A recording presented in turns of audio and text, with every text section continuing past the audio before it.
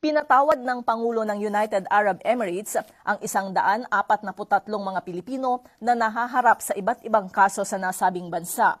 Inanunsyo ito ni Pangulong Ferdinand Marcos Jr. sa kanyang Facebook account matapos makausap sa telepono kagabi si UAE President Sheikh Mohammed bin Zayed.